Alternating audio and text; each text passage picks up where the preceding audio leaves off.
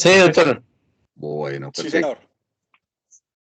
Queremos darles, en nombre de la Corporación de Jueces y Magistrados de Colombia, un cordial y afectuoso saludo a todos nuestros visitantes en este ciclo de conferencias que Corjusticia ha venido realizando durante las últimas semanas como preparación de los abogados de Colombia para el examen de el concurso de la rama judicial para este año.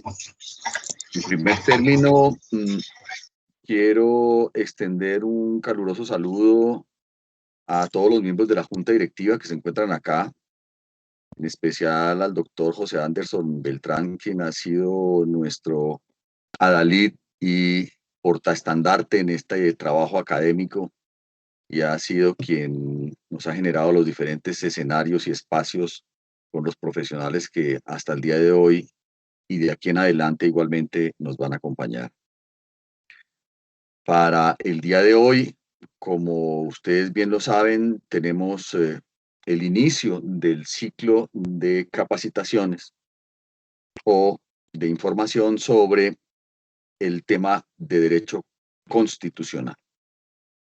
Bien importante para que todos lo tengamos en cuenta y miremos los diferentes aspectos que en este ámbito, no solamente para la presentación del examen, sino para nuestra vida profesional, lo trascendental que es el tema constitucional. Y por eso hemos podido estructurar un equipo de trabajo académico para este ciclo.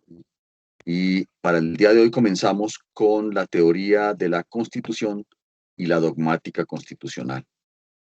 Dentro de esa materia que veremos el día de hoy, trataremos la evolución del constitucionalismo, el concepto de constitución y clases de constitución, el bloque de constitucionalidad y el bloque de convencionalidad, las cuestiones conceptuales desde el punto de vista de los derechos humanos y de los derechos fundamentales. E igualmente la evolución del concepto de fundamentabilidad de los derechos fundamentales. Para el día de hoy tenemos la presencia de un invitado muy especial, quien es el doctor Jacobo Alejandro Domínguez Gudini desde la República de México, desde los Estados Unidos de México, quien nos acompaña el día de hoy. Quiero hacer una presentación muy puntual del doctor Domínguez y les comento que él es licenciado en Derecho, especialista en Justicia Electoral, magíster y doctorando en Administración Pública por la Universidad Anáhuac de México, magíster en Gobierno y Políticas Públicas por el Instituto Ortega y Gasset, adscrito a la Universidad Complutense de Madrid, doctor en Derecho de la Universidad Almería en España. Es experto en temas de negociación de conflictos, mediación, elecciones, derecho constitucional. Además es consultor de diversos partidos políticos y grupos parlamentarios en su país. Cuenta con estudios de posgrado en Ciencia Política y Derecho Constitucional en la Universidad de Salamanca, en Derecho Penal en la Universidad de Buenos Aires, Argentina, en Administración Pública en la Academia Nacional de Gobierno de China, en Beijing, así como ha sido parte de varios cursos breves de las universidades mexicanas, españolas y norteamericanas.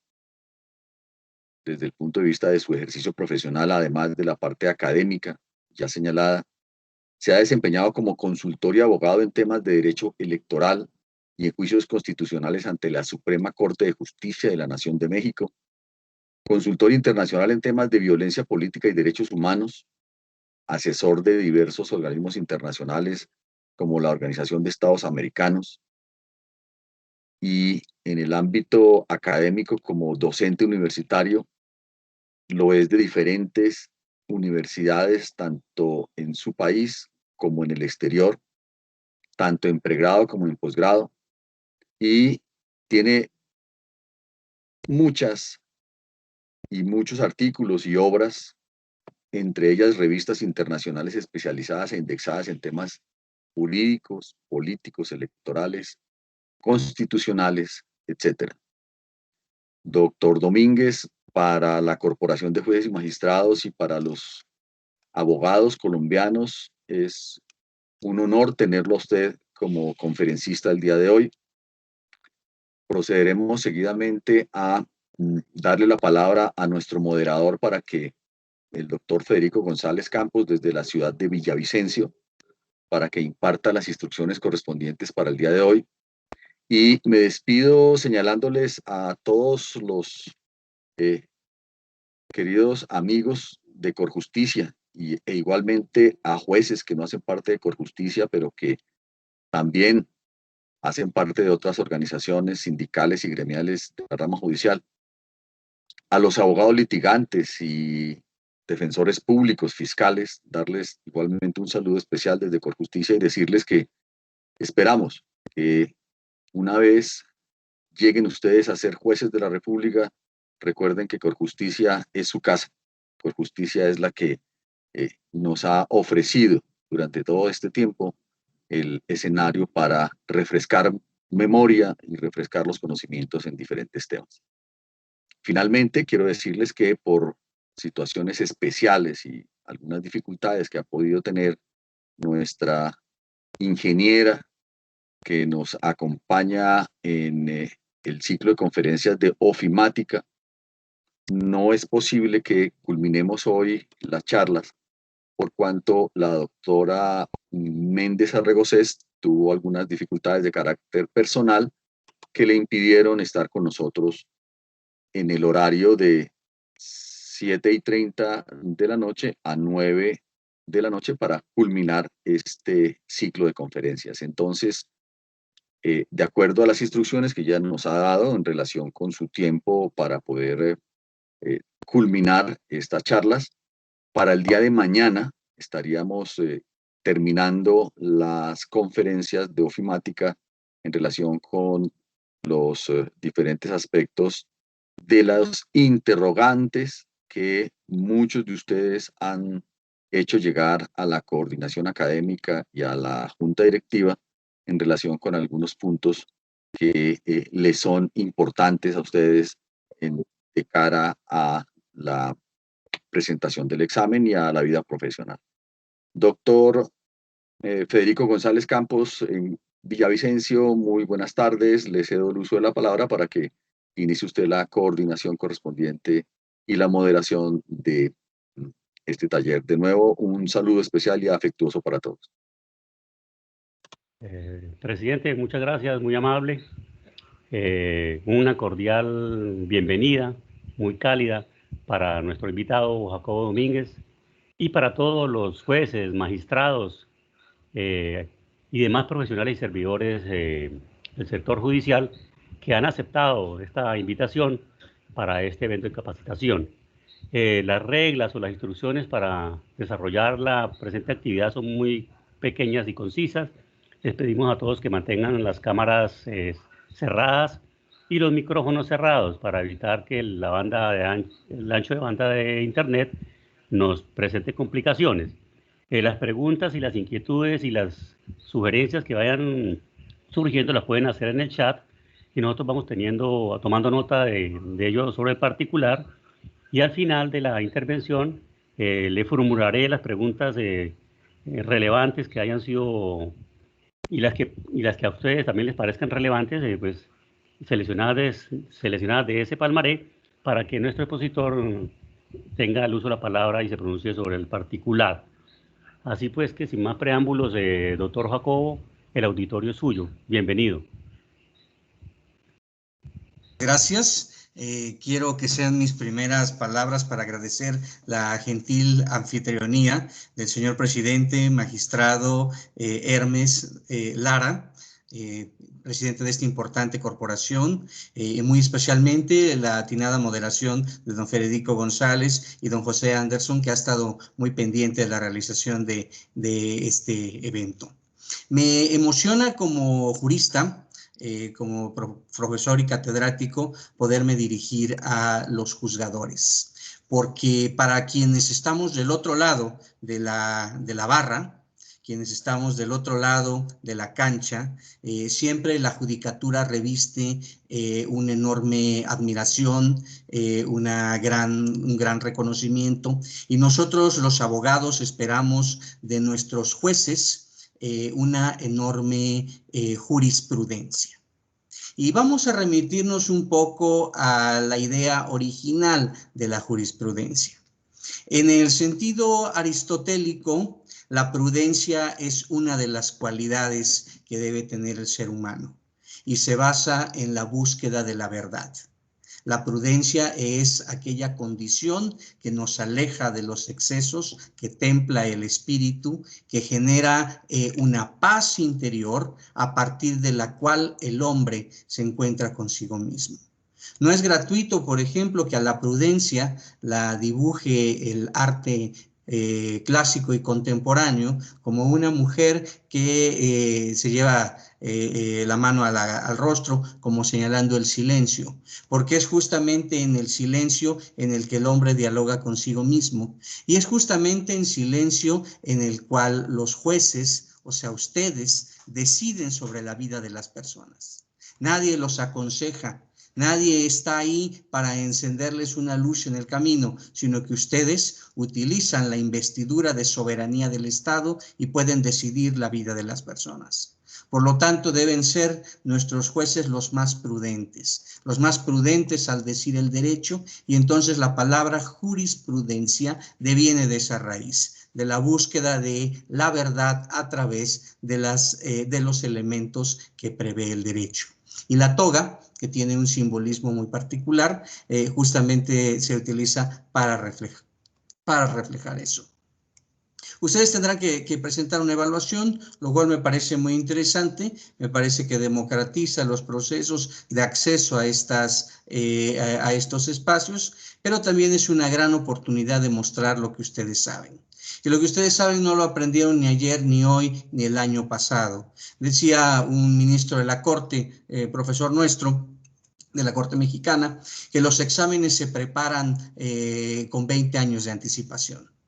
Muchas de las respuestas que nosotros damos a los problemas contemporáneos están relacionados con nuestra formación, con nuestra ideología, con lo que hemos leído, con lo que hemos ido construyendo a lo largo de los años, y entonces el examen es simplemente un reflejo técnico que es susceptible de ser medido, que es cuantificable, ¿sí?, de los criterios que nosotros ya poseemos. Entonces, un poco basado en eso, lo que yo voy a presentar, si ustedes me lo permiten, es una revisión muy genérica sobre algunos aspectos que me parecen relevantes del derecho constitucional, una evolución que ha tenido esta asignatura en los tiempos recientes, y algunas de las teorías predominantes para entender el alcance de la Constitución.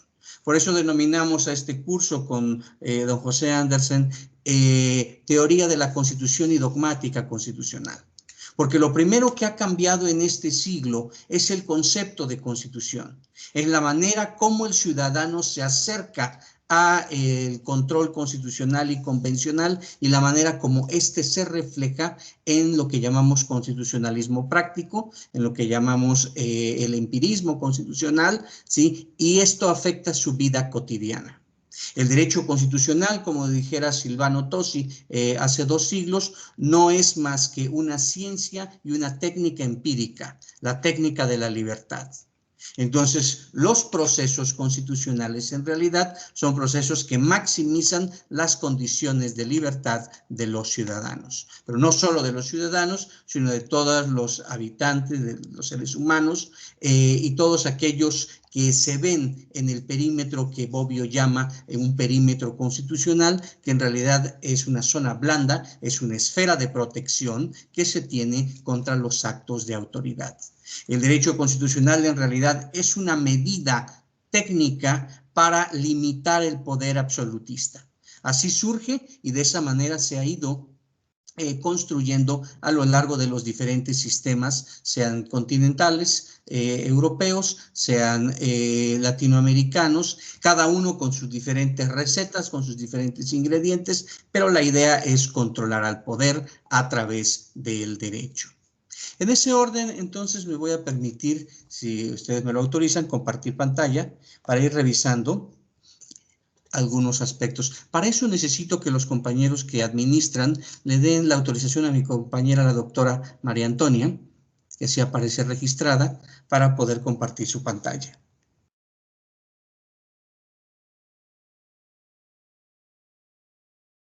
¿Sí?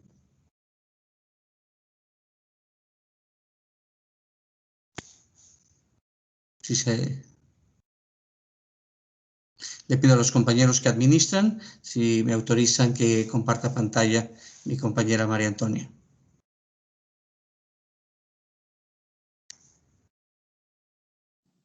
¿Sí? Permítanos un segundo, doctor Domínguez, ya estamos haciendo el correspondiente ajuste. Muchas gracias, don Darío.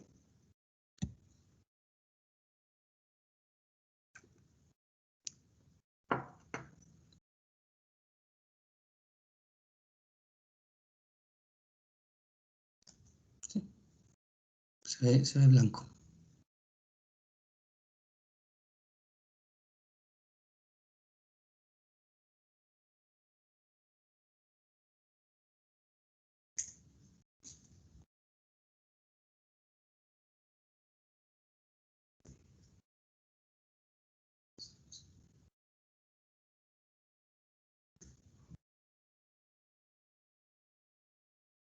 Uno de los éxitos de estas modalidades virtuales es que tenemos la posibilidad de rebasar fronteras y de acercarnos a países que estamos distantes en la geografía, pero también nos impone nuevas reglas, como todo aquello relacionado con la tecnología.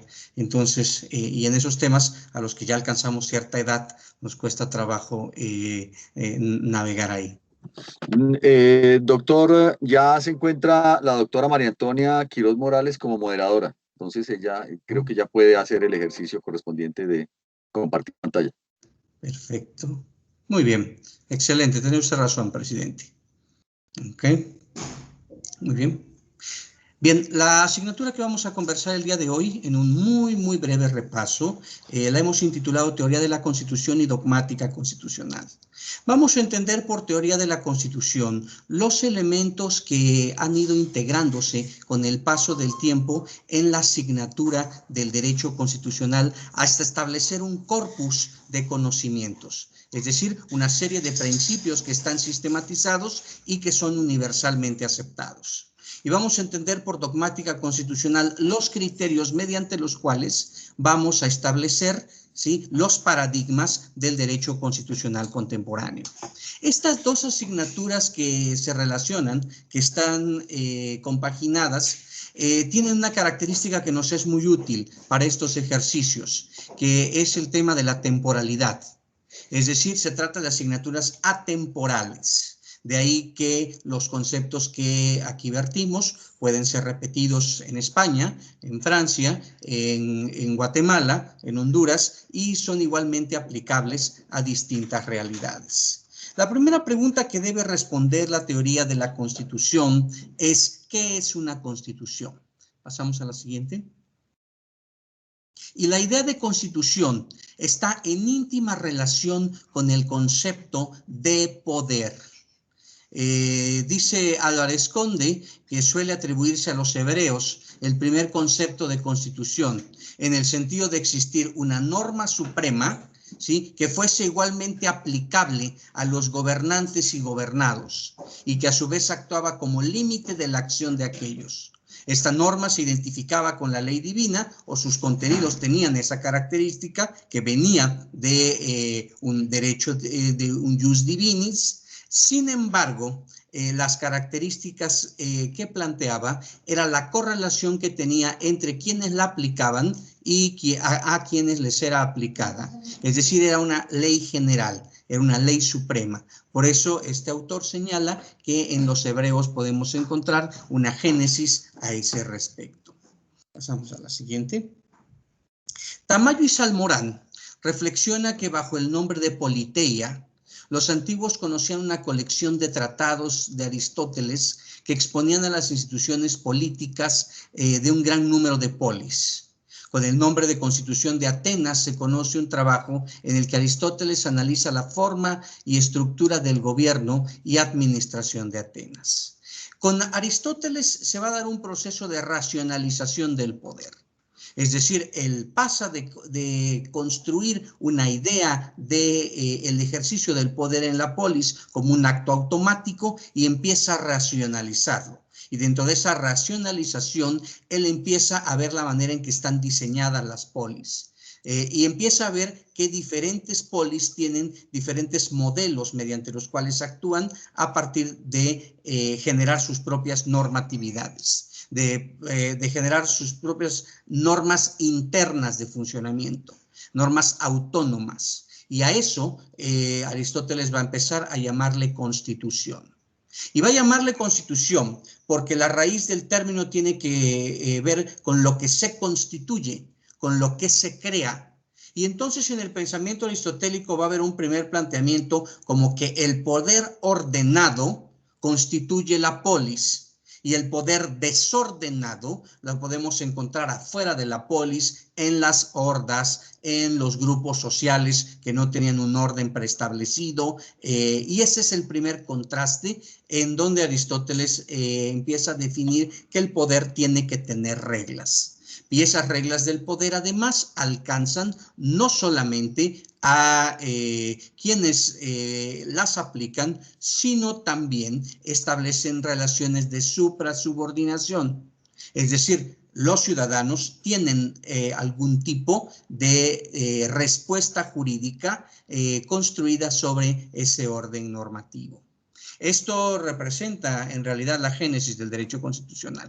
Y vamos a ver que en estas dos definiciones clásicas hay dos puntos importantes. El primero de ellos es que una constitución establece relaciones de subordinación ordenadas y la segunda que instituye el ejercicio del poder. En ambas coincide el elemento de que se trata de establecer límites a ese poder. Para la Roma antigua, la constitutio indica un acto legislativo en general y su resultado. Es decir, no basta que haya una apreciación de que debe limitarse el poder, sino que debe ser generado por la instancia que da a luz ordenanzas de observancia general, es decir, leyes. De manera tal que para los romanos la constitutio es el acto legislativo más importante y que a su vez deja un precedente, de manera tal que puede ser exigible en los procesos de naturaleza controversial, que básicamente se desarrollaban ante funcionarios públicos. Esto es, tiene una naturaleza de respaldo del ejercicio de un derecho frente a una autoridad que tiene que reconocerlo o avalarlo. La Constitución romana es el inicio también, algunos autores así lo han visto, como Guillermo Floris Margadán, como el inicio de la positivización del derecho. Por eso es que dentro del mundo de la Europa continental, la Constitución tiene la característica de ser escrita.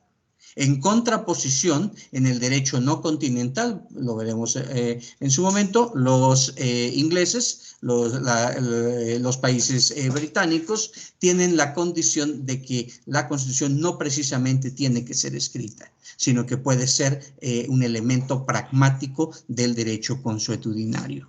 Entonces, vean ustedes, la naturaleza de la Constitución está fuertemente teñida de los elementos de la construcción misma del derecho de cada país, de cada lugar, de cada historia, de cada tiempo. Tradicionalmente acostumbramos referirnos a la Carta de Juan Sin Tierra de 1215 como la primera Constitución. Y no solamente eso, sino que en ella podemos ver algunos rasgos que posteriormente van a perseguir al concepto de constitución. El rey John, con la finalidad de seguir financiando las guerras que tenía para poder conservar su condición de rey, está dispuesto a ceder una serie de fueros a los señores feudales. una serie de condiciones vinculadas a la posibilidad de obtener recursos que antes solo se destinaban a la corona, de imponer ciertos impuestos y sobre todo de trasladar facultades que eran privativas de la corona. ¿A cambio de qué? De una cooperación económica. Entonces, ese intercambio es lo que vamos a encontrar en la Carta de Juan Sin Tierra de 1215. ¿Y por qué es la primera constitución? Blackstone nos diría, es la primera constitución porque va a separar competencias. Es decir, va a decir que el poder del rey llega hasta determinadas condiciones y después pasa ese poder o es transferido a los señores feudales. Es decir, es un mecanismo de la ley de detener el absolutismo. Por lo tanto, para la gran mayoría de los autores es como el parteaguas a partir del que se construye la idea de constitución como un elemento de limitación al poder. Como ya vimos, no es el primero, sin embargo, sí es el más significativo. Okay. Siguiente. De igual manera, nosotros tenemos el concepto del Acta Constitutiva de Pensilvania, que es llamada con Carta de Filadelfia, porque es firmada en esa ciudad de los Estados Unidos de Norteamérica, y es además un documento denominado Nosotros el Pueblo, que después va a ser un periplo a las otras 12 colonias para su aprobación. Y en términos generales es una constitución política porque va a plantear una serie de derechos que en su texto señala son inalienables, es decir, que le pertenecen a los ciudadanos, pero además va a establecer la composición orgánica que tendría la nueva entidad denominada Estados Unidos de América. Sin embargo, esa no es la primera constitución, ni tampoco en términos generales establece la dinámica de lo que serían los derechos de los habitantes de los Estados Unidos. Cada una de las colonias tenía su propia constitución y los derechos que reflejaba eran derechos que estaban en íntima relación con los intereses de esa comunidad. Por ejemplo, si ustedes revisan la Constitución de Maryland, ustedes verán que uno de los derechos que proclama es la tolerancia religiosa. ¿Por qué? Porque Maryland, la tierra de María, era un lugar predominantemente católico. Entonces, la tolerancia religiosa era un valor importante que a esos habitantes pues era relevante para ellos. En otros estados, por ejemplo, las principales características que tenían eran los derechos de propiedad. Y había un desglose muy grande, ¿sí?, de los modos de adquisición de la propiedad.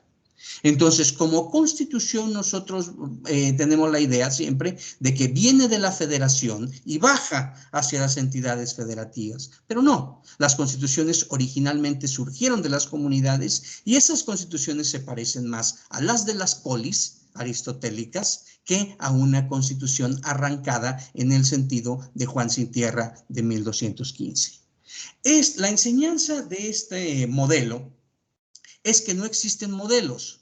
Esto es que nosotros no podemos hacer una interpretación constitucional pensando en la constitución ideal, sino que cada constitución es producto de sus circunstancias, de su contexto, de las características de su pueblo. Y ustedes verán, por ejemplo, que ahí están planteados muchos ideales que subyacen en el inconsciente colectivo.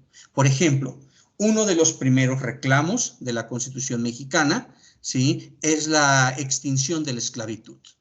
Y desde los documentos previos, 1811, 1813, algunos pensadores como José María Morelos y Pavón hablaban de la idea de extinguir la esclavitud.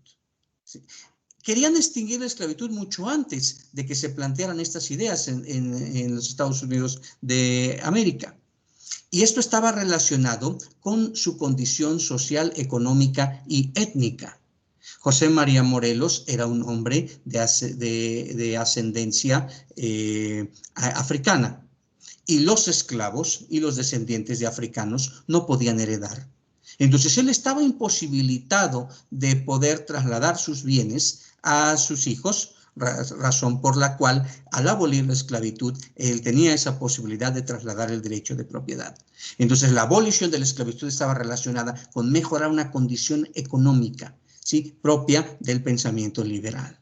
Entonces, como ustedes pueden ver, hay muchas raíces, muchos elementos dentro del modelo constitucional que nos van a hablar de cómo son los países, de qué características tienen, y eso es lo que vamos a ver planteado en la Constitución. Pasamos a la siguiente, por favor.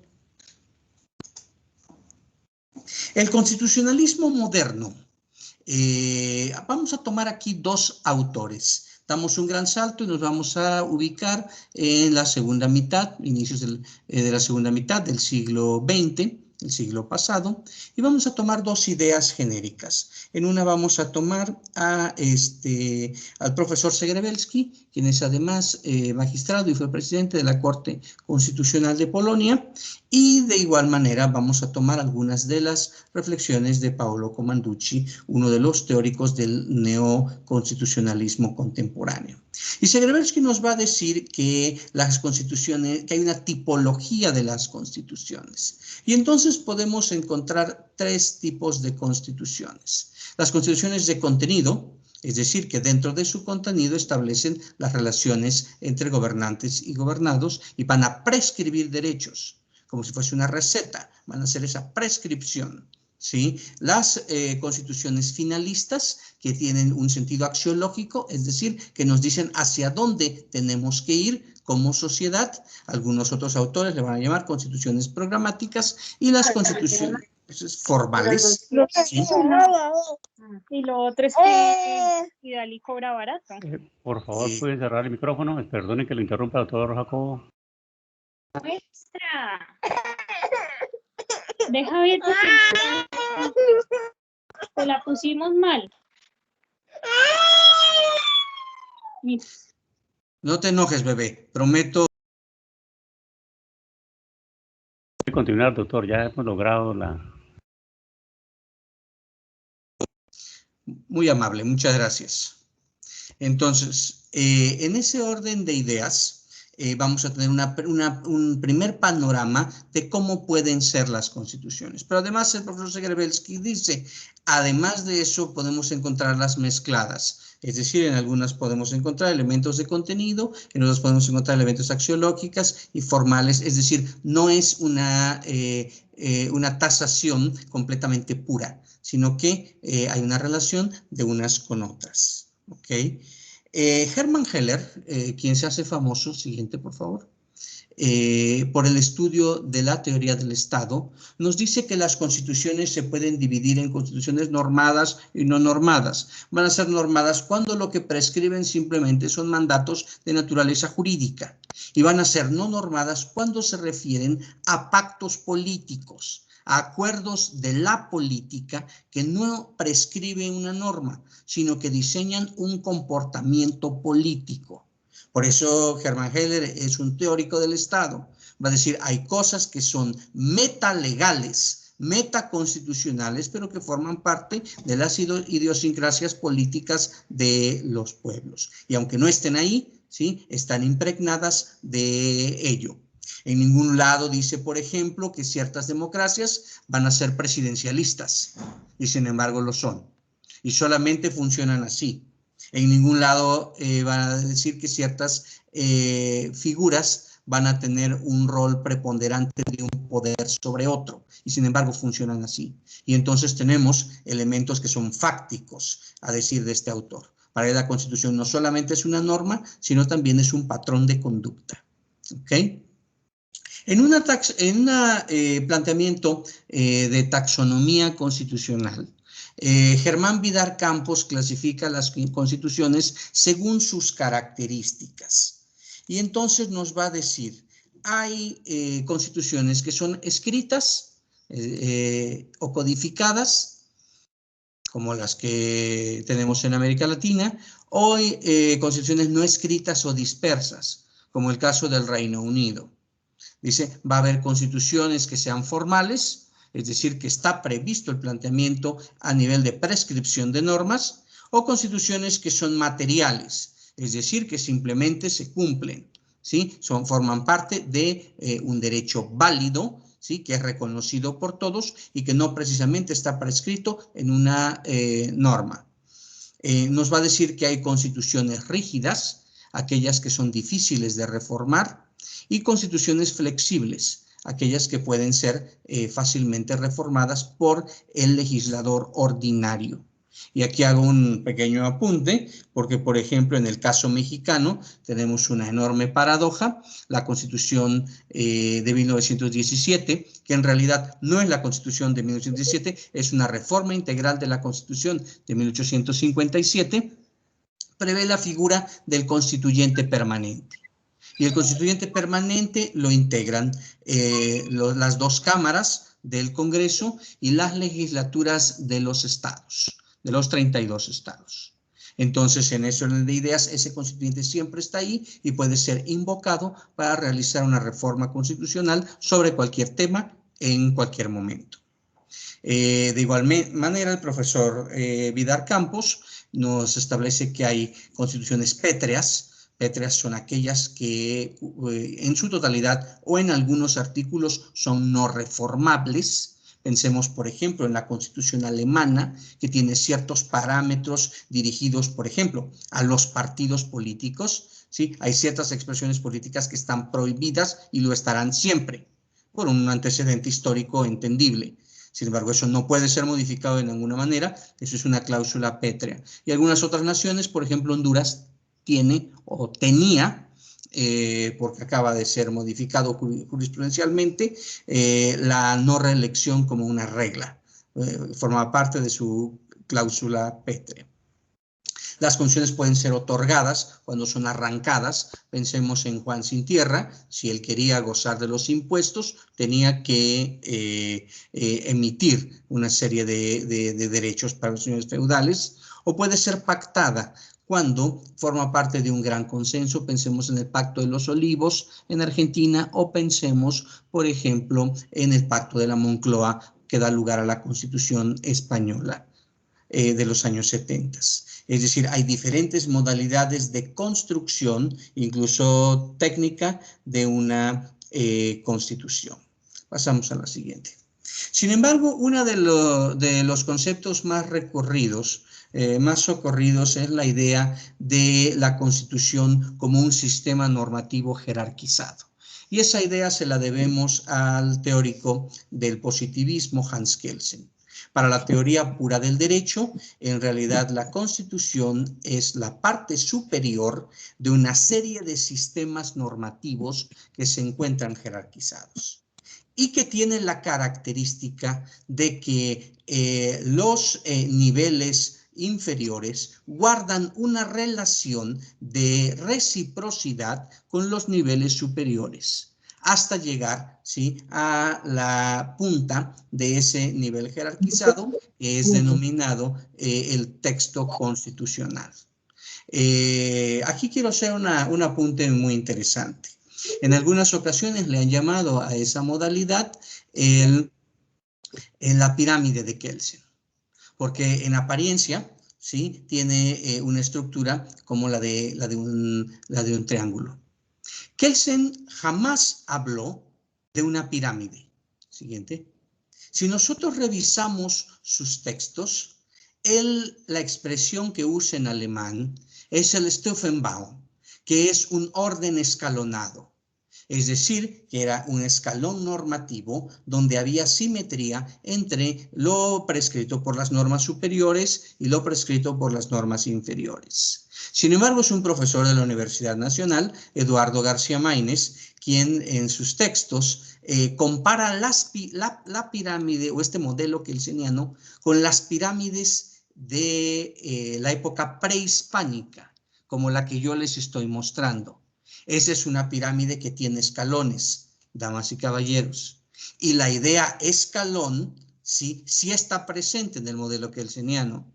Es decir, ellos sí hablan en términos generales de que debe haber un orden escalonado. Y por eso es que utiliza el término pirámide. Pero García Maínez nunca pensó en el triángulo, en la figura geométrica de la pirámide. Pensaba en las pirámides prehispánicas, que como ustedes pueden ver, tienen una gran cantidad de escalones.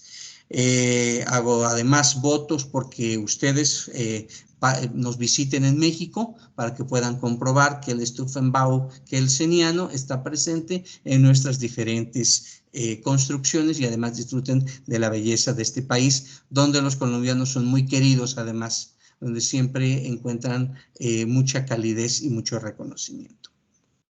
Pasamos a la siguiente.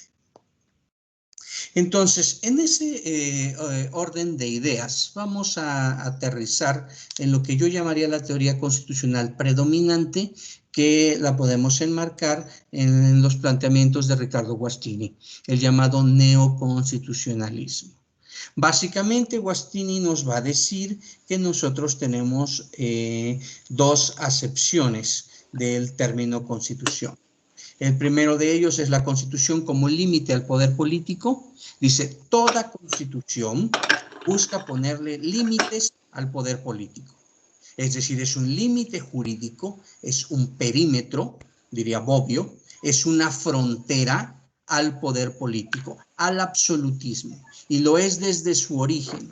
Y si ustedes recuerdan, cuando empezamos hablando de Aristóteles y antes también de los hebreos, hablábamos de que ponían límites al poder. Entonces, es un límite jurídico a... Pero no solamente eso, dice Guastini. La Constitución es un conjunto de normas fundamentales. Ahora, ¿qué características tienen esas normas fundamentales? Bueno, que se plantean cuatro elementos relevantes. La primera, van a ser normas fundamentales, aquellas normas que disciplinan la organización del Estado. Es decir, le dicen al Estado lo que puede y lo que no puede hacer. Establecen los límites de la actuación del Estado como tal. Es decir, establece el principio de legalidad. Un segundo planteamiento de esas normas es que disciplinan las relaciones entre el Estado y los ciudadanos, es decir, norman las relaciones de supra-subordinación. Un tercer planteamiento es que esas normas van a disciplinar la legislación, esto es, van a guardar, ¿sí?, una simetría entre la norma constitucional y lo que después vamos a llamar la legislación secundaria, la legislación supletoria, ordinaria o cualquiera que sea que reciba en nuestro sistema jurídico. Y finalmente, la última parte de las normas en la teoría constitucional de Guastini es lo que se conoce como la axiología normativa. Es decir, que las normas constitucionales expresan valores y principios que conforman el todo, que conforman el núcleo del ordenamiento jurídico. Ahí vamos a encontrar libertades, vamos a encontrar derechos, vamos a encontrar la óptica específica que va a incluir, utilizar una cita hegeliana, va a incluir el Willkirchkeit, que era el espíritu del pueblo. Es decir, una constitución nos va a decir lo que la gente quiere, ¿sí?, y lo que quiere que se haga con el poder y la manera como quiere que se haga. Por lo tanto, la interpretación de la Constitución es en realidad, dirían algunos autores, los exégetas del siglo XIX, nos lo van a explicar con claridad como Jering, y nos van a decir que la interpretación constitucional es la interpretación de la voluntad del pueblo. Y es un mandato que se ha delegado en uno de los poderes en el mundo contemporáneo, que es el poder judicial. Siguiente, por favor. También vamos a encontrar que dentro de esas normas fundamentales, dice Guastini, adicionalmente a eso, vamos a encontrar normas que nos explican la forma de Estado, la forma de gobierno y que nos disciplinan la producción normativa ordinaria. ¿Ok? Pasamos a la siguiente. En ese contexto, la Constitución sería como la punta de esa pirámide. Y si vamos bajando los escalones que propone García Maínez, vamos a encontrar que los bloques de abajo sostienen lo previsto en la punta, de manera que guarda una correcta simetría. Sin embargo, en el constitucionalismo contemporáneo no basta que se encuentre previsto en la Constitución, sino que también tenemos algunas otras variantes y tenemos principalmente lo que se conoce como el bloque de constitucionalidad. El bloque de constitucionalidad es un conjunto de normas, valores o principios que, aunque no estén expresamente consagrados en el texto de la Constitución, ¿sí?, pueden integrarse a él y formar parte de los valores supremos o los principios supremos sobre los cuales debe entenderse la Constitución. En algún momento, en alguna clase, explicábamos que el bloque de constitucionalidad es una especie de conexión, ¿sí?, que nos lleva, como si fuese, imaginemos por ejemplo, que la Constitución es una alberca y en esa alberca usted tiene una determinada cantidad de agua. Sin embargo, el agua, ¿de dónde viene? Viene de la toma de la calle, en la cual la toma es muy grande y ahí va a circular el agua permanentemente. Usted se conecta a la toma de la calle, bueno, el bloque de constitucionalidad, esa conexión con los tratados internacionales, con los derechos que apenas van a ser creados, con la jurisprudencia internacional que apenas se va a dar y que va a permitir la vigencia de los valores supremos previstos en el texto constitucional. Entonces, el bloque significa la correlación entre los principios, digamos, universales del derecho y su inclusión a los sistemas jurídicos que se encuentran limitados por la prescripción constitucional. En ese orden de ideas, siguiente por favor. Con esto me acerco al final de esta presentación. ¿Qué es lo que hace el juez? Bueno, el juez lo que va a hacer, hay diferentes respuestas a eso, ¿ok? Y cada una de esas respuestas está relacionada con un modelo de interpretación. Entonces, la teoría clásica nos va a decir que el juez va a realizar subsunción. ¿Ok? Y la subsunción está consagrada en el silogismo judicial. El silogismo judicial es un silogismo modus ponens en la cual la premisa mayor, ¿sí?, tiene una correlación con la premisa menor y se genera una conclusión. ¿Ok? Esa es la característica, por ejemplo, por naturaleza del proceso penal. Tenemos una normativa, ¿sí?, que es el tipo penal, tenemos los hechos probados y tenemos una conclusión que altera la condición jurídica del sujeto. A esto vamos a llamarle el silogismo judicial. ¿Ok? En términos generales, todos los jueces, al menos en un modelo positivista continental, los jueces tienen un enorme costal. Sí, no sé si en Colombia usan el término costal, imagínense una gran bolsa, un saco, en donde están todas las normas.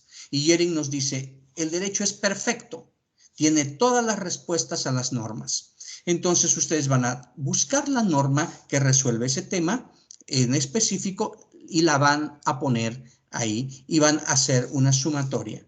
A eso le vamos a llamar la aplicación del derecho.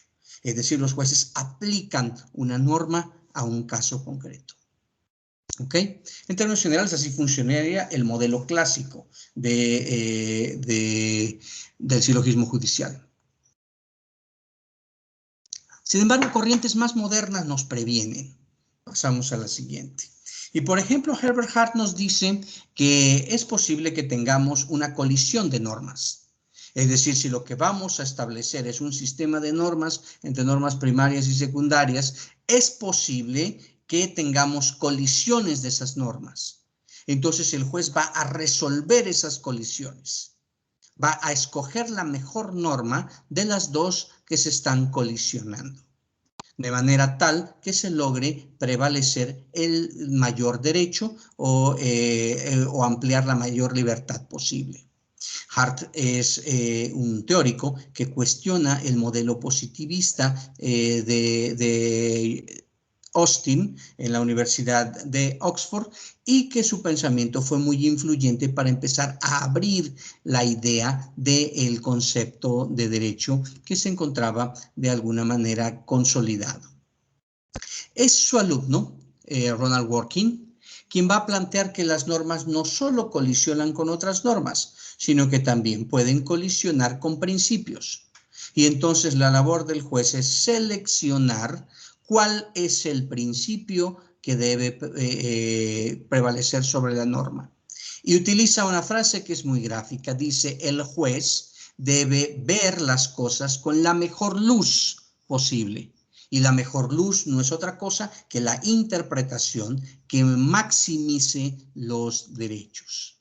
De manera tal, ¿sí?, que esta idea de working ha sido sumamente influyente, y ustedes verán que en el derecho constitucional contemporáneo en muchas ocasiones se habla de un interpretativismo, que no es otra cosa más que la posibilidad, ¿sí?, de interpretar una norma, ¿sí?, con diferentes variantes, incluso algunas, ¿sí?, que no se encuentran en la norma, sino que están ocultas, y con la labor jurisdiccional se ponen de manifiesto. Por ejemplo, hay un serio debate en Argentina sobre los alcances del interpretacionismo, que en muchas ocasiones se aleja incluso del texto literal que prevé la ley.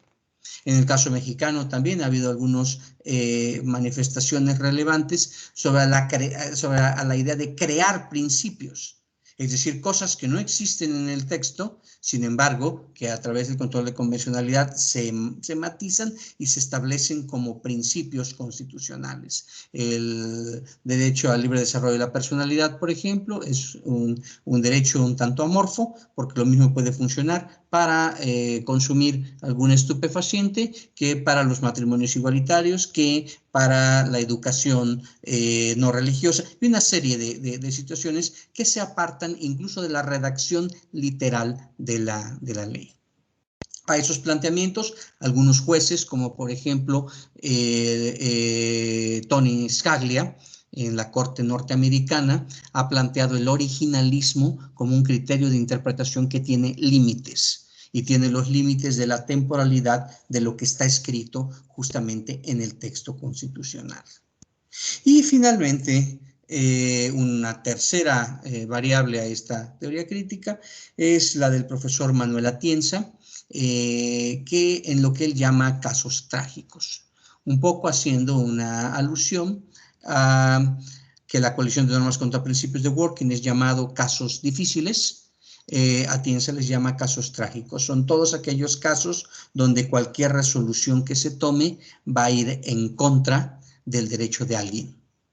Y, por ejemplo, metemos en ese espacio los derechos de los migrantes en colisión con los derechos, por ejemplo, de los ciudadanos, algunos criterios de ponderación hacia determinadas minorías, la discriminación inversa, por ejemplo, las acciones afirmativas extremas, y toda una serie de planteamientos que terminan en un caso trágico. ¿Por qué? Porque algún derecho es violado. Entonces, en ese orden de ideas, y con esto concluyo, lo que nosotros podemos ver es que el derecho constitucional contemporáneo está en construcción. Es un derecho que todavía se sigue nutriendo de determinadas raíces de su historia, pero que también está siendo alimentado con diferentes planteamientos recientes, modernos, planteamientos que devienen en muchas ocasiones de las historias personales de cada uno de los pueblos, y eso les da su condición de vigencia, y eso les da cohesión social, y les da el elemento de legitimidad.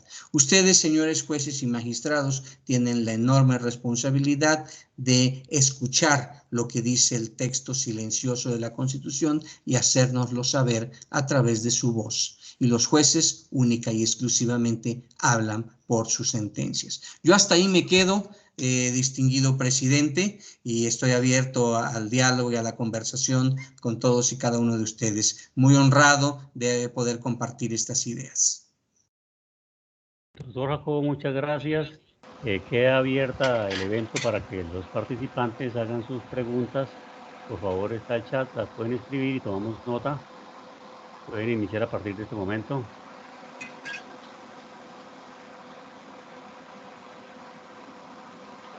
Incluso si alguien quiere hacerla de viva voz, encantado. ¿Se han escuchado al expositor. Si alguien de viva voz quiere hacer la pregunta, levanta la mano.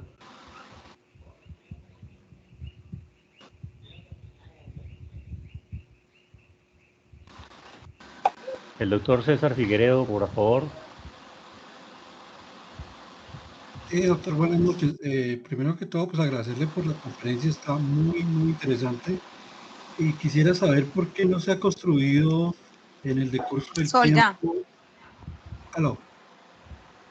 Sí, se está escuchando. Quisiera saber por qué no se ha construido en el decurso del tiempo un catálogo de principios para definir exactamente una línea de pensamiento o estructura que permita matizar todo un conglomerado de información que sirva de referencia a la hora de puntualizar temas críticos que se presentan en diferentes escenarios geográficos en consideración a los casos que se controvierten en los tribunales. Bueno, César, el derecho constitucional se nutre, primero muchas gracias por la pregunta, se nutre mucho en esta última etapa del derecho convencional. Entonces, lo que sí podemos tener, en el caso, por ejemplo, de nosotros los americanos, o en el caso también de los europeos, son resoluciones de los tribunales supranacionales, la Corte Europea de Derechos Humanos y la Corte Interamericana, que van a señalarnos algunas rutas posibles y que si los sumamos forman una especie de vademecum de cómo se han resuelto algunas cosas. Actualmente ya tribunales nacionales citan esas sentencias y tratan de seguir ese criterio, pero no es completamente homogéneo porque las realidades tampoco lo son. Entonces no podemos comparar también ni siquiera la estructura jurídica de un lugar como Brasil al de un lugar como Costa Rica, que no tiene ejército, por ejemplo, o la constitución de un estado como Haití, a compararlo con una estructura como la de Argentina. Entonces, por eso es que nos marcan ciertas tendencias los criterios jurisprudenciales del modelo interamericano, pero no son del todo universales. Doctor Jacobo, pregunta la doctora Jessica Alejandra Solarte, que en qué lectura de Giustiniani puede encontrar los planteamientos que usted efectúa respecto al derecho constitucional. Muchas gracias, abogada. Justamente le decía por la mañana al juez Anderson que les voy a hacer llegar el artículo, 2 artículos del profesor Comanducci, de donde yo tomé esos conceptos para que formen parte de su bibliografía. Y este texto, por ejemplo, es muy interesante. Es un texto de la Universidad Nacional Autónoma de México que se llama Teoría de la Constitución. Y entonces recoge algunos de los conceptos del constitucionalismo contemporáneo. Y de igual manera les voy a enviar los conceptos de Aristóteles y de la evolución constitucional. Están en un muy humilde texto que me hizo favor de publicarme la Escuela de Jueces de México. Y bueno, también se lo voy a hacer llegar para que usted, si tiene interés, pueda acercarse a él. Doctor Jacobo, pregunta a la doctora Ana Navarro, ¿cuáles son como las diferencias relevantes entre el control de constitucionalidad y el control de convencionalidad? Muy bien, básicamente, doctora, el tema es el siguiente. El control de constitucionalidad lo que vas a hacer es delimitar, ¿sí?, la actuación de las autoridades a lo que está previsto en la Constitución, ¿sí? Y vas a garantizar esas libertades. En el control de convencionalidad, tú vas a traer derechos que están en otro lado, que están en los tratados, y entonces los vas a aplicar en el contexto local, ¿ok? Esa sería la diferencia. Pregunta el doctor Carlos Alberto López si Hart es un teórico del positivismo. Bueno, en sus inicios, Hart es un positivista. Sin embargo, él es un crítico de Austin, que es el positivista por naturaleza. Entonces, Hart forma parte, pensemos que fuera un tren, ¿sí? Es uno de los vagones que se va separando del positivismo y se va acercando un poco a los modelos decisionistas. ¿Ok? Es el primero de ellos, pero en términos generales Hart sí puede ser considerado positivista. Al respecto, yo le sugiero una nota que se llama Post Scriptum de Hart, también les puedo dar el link para que lo consulte, en donde Hart contesta a todos sus detractores, por eso se llama Postscriptum, y entonces hace algunos planteamientos que lo ubican no del todo en el tema del positivismo. La doctora Jessica Arteaga quiere su pensamiento sobre si en el contexto de la realidad de América Latina se requiere de ciertas normas inmodificables en las constituciones o no. Lo que pasa es que depende de algunas cosas. Por ejemplo, nuestra América Latina está viviendo un proceso de consolidación del poder. Entonces, si van a ser normas pétreas para quedarse en el poder, entonces no. Si van a ser normas pétreas para limitar garantías, entonces no. Pero si van a ser normas pétreas para mermar ese poder, ¿sí? Entonces creo que en un momento dado es interesante y es válido. El problema de las cláusulas pétreas es que inhabilitan una constitución. Como ustedes saben, las constituciones no pueden ser abrogadas. Entonces, si yo tengo cláusulas pétreas que no puedo mover, en el momento en el que sea necesario cambiarlas, tengo que cambiar de constitución. Sí, y eso me genera un problema mucho mayor. Entonces es un tema como de pensarse. Habría que analizar el caso concreto. Bueno, más preguntas de los asistentes. ¿Alguna otra pregunta? Doctor, no hay más preguntas. Vamos a darle el uso de la palabra al presidente de la Corporación de Jueces y Magistrados, que tiene unas notas importantes que indicar a la asistencia antes de cerrar el evento. Doctor Jacobo Domínguez, para nosotros ha sido un gusto escucharlo en la noche del día de hoy en Colombia y queremos agradecerle de corazón el esfuerzo que ha hecho usted para poder compartirnos esas ideas tan importantes del constitucionalismo en el orden universal. Muy buen equipo de ideas nos deja usted para nuestro maletín de conocimientos y para que podamos profundizar estas ideas de lo que son las constituciones, lo que es ese poder constituyente y ese devenir del desarrollo del constitucionalismo universal. De nuevo, doctor, un gran abrazo desde Colombia, muy amable, gracias por todo y pues en una próxima oportunidad nos estaremos comunicando para que nos siga usted nutriendo con esas ideas tan importantes que nos ha dejado el día de hoy. A los queridos amigos que nos acompañan, les agradecemos igualmente su presencia en este ciclo de conferencias sobre derecho constitucional. Queremos señalar que para el día de mañana tenemos, tal y como lo estaba programado para hoy, la charla última de ofimática, que así lo señalamos al principio, por dificultades de la doctora Lina Gabriela Méndez Arregocés, no fue posible culminar hoy a partir de las 7:30 de la noche hasta las 9. Entonces, invitados para que el día de mañana, en ese horario señalado, podamos nosotros culminar con el trabajo académico del ciclo de conferencias de ofimática. Continuaremos mañana entonces, igualmente, como lo habíamos señalado en la programación, con una segunda charla sobre derecho constitucional. Para mañana, entonces, tendremos la presencia del doctor Eric Leiva Ramírez en el tema constitucionalismo orgánico u organizacional.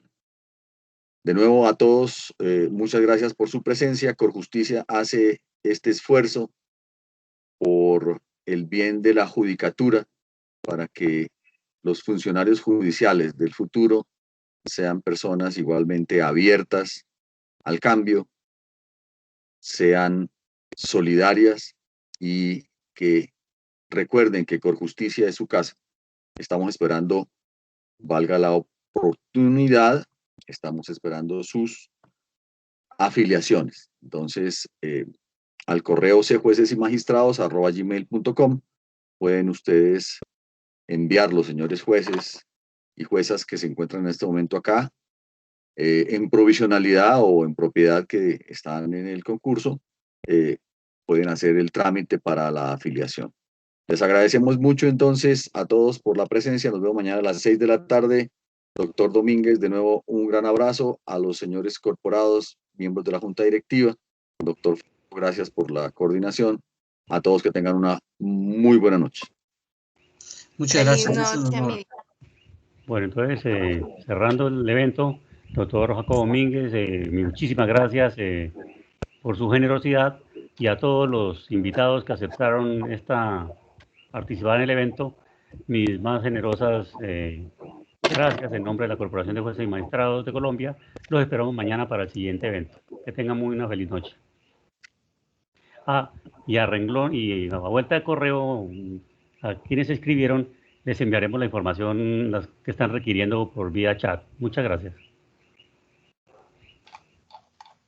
Muchas gracias. Gracias. Gracias. Muchísimas gracias. Gracias. Muchas gracias. Muchas gracias. Excelente conferencia. Muchas gracias. Muchas gracias, doctor Hermes. Gracias. Al conferencista y a todos. Bueno, muchas gracias también. Un gran abrazo a todos ustedes, éxitos, que tengan muy buena noche, buen descanso. Igualmente. Bueno, gracias. Mañana.